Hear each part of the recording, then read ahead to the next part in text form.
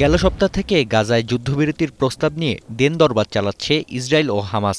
Netanyahu সরকারের প্রস্তাবটিতে বলা হয়, জিম্মিদের মুক্তির বিনিময়ে ইসরায়েলে ফিলিস্তিনি কারাবন্দীদের মুক্তি ও ৬ সপ্তাহ যুদ্ধবিরতির দেখা পাবে উপত্যকার বাসিন্দারা। যদিও প্রথম থেকেই স্থায়ী যুদ্ধবিরতির দাবি জানিয়ে আসছিল হামাস। তবে ইসরায়েলের প্রস্তাবে রাজি নয় হামাস। বুধবার সংগঠনটির পররাষ্ট্র বিষয়ক প্রধান ওসমান হামাদান জানান, চলমান আলোচনায় হামাসের অবস্থান নেতিবাচক, যদিও যুদ্ধবিরতির আলোচনা চালিয়ে যাবার পক্ষে তারা। ইসরায়েল সফরে দেশটির প্রধানমন্ত্রীর সঙ্গে সাক্ষাৎ করেছেন মার্কিন পররাষ্ট্রমন্ত্রী। প্রায় ২.৫ ঘণ্টার বৈঠকে নেতানিয়াহু জানান, রাফায় স্থল অভিযানের বিষয়ে নিজেদের অবস্থান পাল্টাবে না ইসরায়েল। অপরদিকে অভিযান আটকাতে মার্কিন প্রেসিডেন্ট জো বাইডেনকে চিঠি দিয়েছেন অর্ধশতাধিক ডেমোক্র্যাট সদস্য। ব্লিংকেন জানান, যুদ্ধবিরতি চুক্তি নির্ভর করছে হামাসের ওপর। হোয়াইট হাউসের পক্ষ থেকেও দেখানো হয়েছে একই যুক্তি।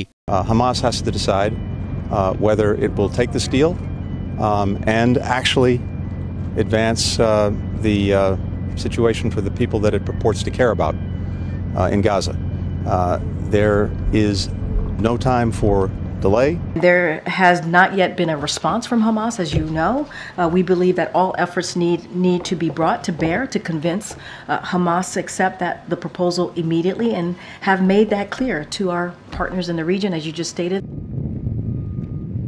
প্রায় ৭ মাসব্যাপী যুদ্ধে প্রথমবারের মতো উত্তর গাজার বেইত হানুন ক্রসিং খুলেছে ইসরায়েল। বুধবার ক্রসিং দিয়ে প্রবেশ করেছে ৩১টি ত্রাণবাহী ট্রাক। তবে অবৈধ বসতি স্থাপনকারী ইহুদিদের হামলার শিকার হয়েছে কয়েকটি ট্রাক। জাতিসংঘ বলছে, গেল এপ্রিলে উত্তর গাজায় সংস্থাটির ৪৪% ত্রাণ কার্যক্রম ইসরায়েলের সেনাবাহিনীর বাধার শিকার হয়েছে।